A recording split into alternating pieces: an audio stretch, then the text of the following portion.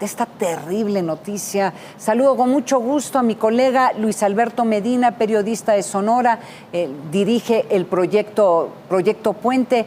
A ver, Luis Alberto, estamos tratando de entender. Caborca, como tú y yo sabemos, es una ciudad que tradicionalmente es muy violenta. En los últimos 30 años, los diferentes grupos del crimen organizado han tenido presencia en esta ciudad. Yo te pregunto, Luis Alberto, ¿qué sabemos de lo que está sucediendo con estas organizaciones que se ve reflejado en este incremento dramático de la violencia en Caborca? Ana María, ¿cómo estás? Te saludo con mucho gusto. Un placer estar aquí contigo. Buenas noches. Mira, ciertamente lo que las mismas autoridades han justificado, o cuando tú preguntas en la mañanera al presidente, o cuando viene aquí a Sonora y le preguntas al presidente y a las autoridades también aquí en el estado, va a dar lo mismo. Una lucha de cárteles, una lucha de grupos organizados que pues prácticamente secuestra ciudades. Un día puede ser Caborca, un día puede ser Cajeme, un área de Cajeme, otro día puede ser Guaymas, en la carretera de Magdalena, pero lo que ya la población, ojo, Ana María, está indignada es las formas en cómo es que los códigos hace mucho se rompieron, sabemos. Porque los convoys armados exactamente fueron alrededor de 40 personas. Esas imágenes que tú transmitiste, el alcalde nos las confirmó ayer en Proyecto Puente al aire. Lo que la gente ya se pregunta a nivel estatal, ya en foros de redes, es cómo los convoys pudieron burlar el cuartel de la Guardia Nacional que está en Pitiquito, el retén militar que está antes de llegar a Caborca y otros 2 o 3 operativos que rodean el área sin que nadie los detuviera. Pese a la vigilancia permanente que dijo la secretaria de Seguridad, María Dolores del Río, que existe en todo lo que viene siendo Caborca y sus perímetros. Es decir, por fortuna, 3 personas que fueron secuestradas o privadas de su libertad fueron liberadas. Hay 2 todavía que no se ha dado a conocer su identidad, pero esto ya está causando una indignación y un terror, un pánico generalizado por el no actuar de las autoridades, Ana María. Es decir, porque...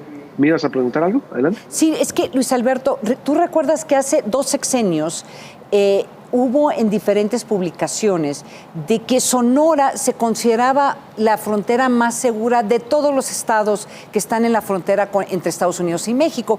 Y en parte se hacía esa aseveración porque la percepción era en ese momento de que estos grupos del crimen organizado no se metían con la población y que había una organización criminal que tenía relativamente un buen control sobre el Estado. Entonces, eso era lo que mantenía un poco tal vez esta Pax Narca hace 2 sexenios. Ahora, pero estamos en una situación que estoy tratando de entender.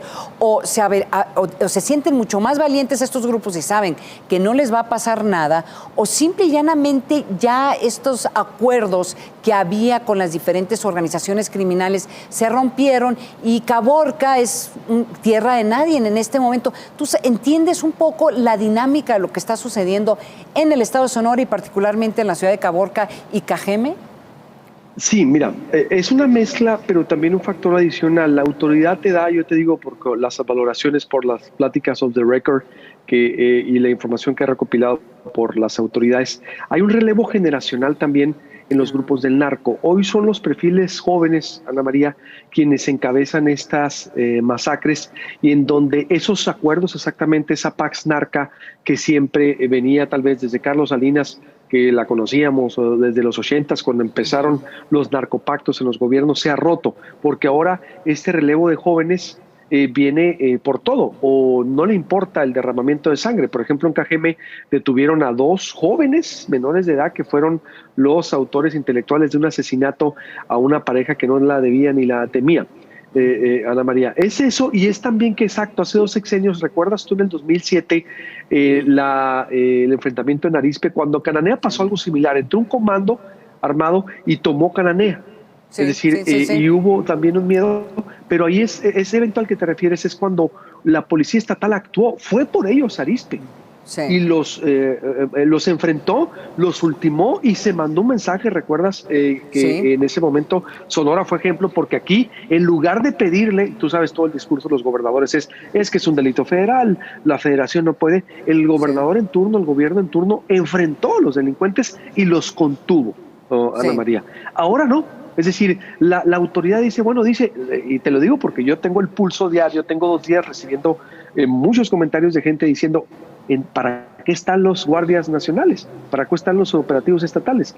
Los municipales ni se diga, ya el alcalde prácticamente, pues entonces que le entregue la municipal la administración al estatal, porque otro elemento adicional, ojo Ana María, tú que eres de aquí y que conoces muy bien el estado y obvio, y el país, el pulso del país, el pasado miércoles, jueves y viernes, la Dirección de Protección Civil Municipal llamó a suspender clases en Sonora por la inseguridad.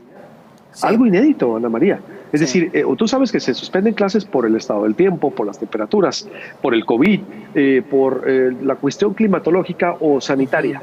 Pero Sí. por la seguridad no lo habíamos vivido así en Sonora, Ana María. Tal Sí. vez en el 2007, sí en Cananea, pero no a este nivel que está adquiriendo esta violencia que inició el sexenio pasado, que se recrudeció y se está extendiendo a inicios de este, Ana María. Es que, Luis Alberto, analistas que hemos estado discutiendo el tema de la violencia en el país, llegamos a ciertas conclusiones que este tema de abrazos y no balazos es una política en donde uno de los estados donde más se está resintiendo esta decisión de tal vez no enfrentar los grupos de crimen organizado es en el estado de Sonora. Y parecería que en este último año ha ido en aumento esta división y estos enfrentamientos y la violencia que se está viviendo. Entonces yo te pregunto, los enfrentamientos que hay ahorita son 2 organizaciones que se están peleando por el estado de Sonora o se están peleando pedacitos del estado y son sicarios que trabajan con unas de estas organizaciones y entonces el gobierno federal siente que no es responsabilidad de ellos. Es que de veras es muy difícil entender qué está tratando, cuál es el objetivo, cómo van a reducir la violencia en Sonora, cómo reducen la violencia en Caborca. Exacto, a ver, exacto, son disputas por territorios regionales. Lo que sucede en Cajeme es un grupo, son otros grupos. En Guaymas, ciertamente en Caborca, en Guaymas agudizado, lo que hemos visto. Pero, híjola, si hubiera abrazos, a lo mejor funcionaría, pero ni abrazos. Es decir, digo, nótese la ironía, Ana María, porque, a ver, no vemos qué es. Porque se incrementan más elementos, se incrementan más operativos, se incrementan más bases operativas. Ocurrió lo de La Varón, hubo una base militar. Ocurrió lo de Caborca desde el año pasado, hubo otras bases. Hay respuesta. El mismo gobernador, por ejemplo, Alfonso Durazo, mandó, después de lo que ocurrió en Caborca, también presencia. Y las mismas autoridades municipales, ojo, Ana María, haciendo compartir las responsabilidades de cómo las autoridades municipales también están ya más que rebasadas, no saben ni qué hacer. Un alcalde que llama y te dice, a ver, no salga la población de 10 a 5 de la mañana, de 10 de la noche a 5 de la mañana, por ejemplo. Sí. Que da a entender, ¿tú qué harías? No podemos hacer otra cosa. La policía municipal no puede estar rebasada. Es decir, ¿sí me explico, Ana María? Entonces, ¿quién va a detener si la autoridad municipal no puede? Si los operativos no pueden retener a los comandos, a los convoys. Yo también me pregunto contigo, exacto, ¿qué esperan las autoridades? Porque es en sí un llamado institucional de todos los niveles. Es decir, para aplicar algo diferente, porque exacto, Sonora no estaba así, Ana María. Tú has dado seguimiento los últimos 3 sexenios, mínimo, a lo que ha ocurrido en Sonora. Y se agudizó el sexenio pasado, sin duda. No quiere decir, hay que decirlo y ponerlo en su justa dimensión, que llegó Alfonso Durazo y esto se descompuso. No es cierto, Ana María. Esto ya estaba descompuesto. Le entregaron el Estado con una descomposición en materia de seguridad. Y ahora la pregunta... Es decir, ahora la pregunta, dime. La pregunta es, Luis Alberto, ¿qué va a hacer el nuevo gobernador de Sonora, que fue el exsecretario de Seguridad Pública? Luis Alberto Medina, periodista de Sonora, director de Proyecto Puente, de veras me encantó que nos acompañaras esta noche. Muchísimas gracias.